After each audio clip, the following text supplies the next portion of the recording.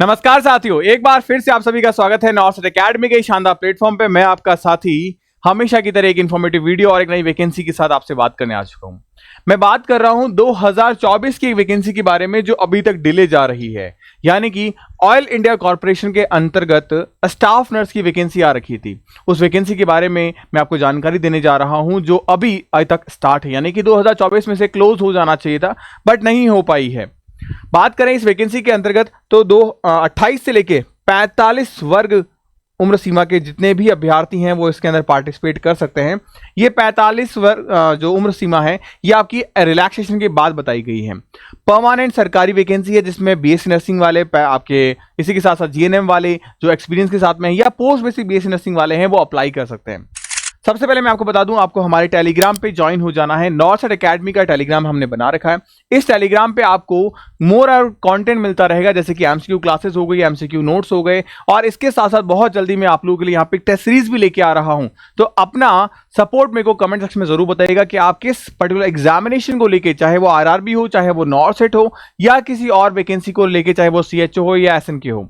तो इनमें से आपको यहाँ पे एमसीक्यू क्लासेस जो है वो पीडीएफ फॉर्मेट के अंदर मिल जाएगी, और एमसीक्यू आप अभी भी वहां ज्वाइन कर सकते हैं। जो हजारों अभ्यर्थी हमारे साथ जुड़े हुए हैं वो इसका बेनिफिट उठा रहे हैं।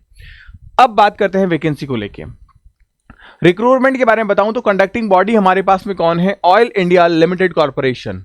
स्टाफ नर्स की पोस्ट पे वैकेंसी निकाली थी इन्होंने, और वैकेंसी जो थी वो कुल मिला के 17 पोस्ट पे थी। यहाँ पे एज लिमिट की अगर मैं बात करूं 18 से लेके 45 वर्ग उम्र की सीमा जो है यहाँ पे देखी गई है रिलैक्सेशन के साथ में, ST, SC, OBC and PD category के साथ 10 साल की उम्र सीमा तक जो है रिलैक्सेशन आपको मिला है।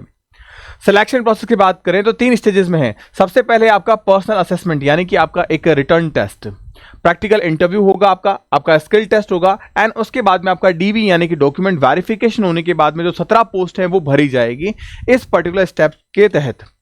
एप्लीकेशन प्रोसेस की बात करें तो आपका ऑनलाइन मोड में एप्लीकेशन होगा। जॉब लोकेशन यानी कि आपको पैन इंडिया कहीं पे भी आपकी जो पोस्टिंग है वो की जा सकती है।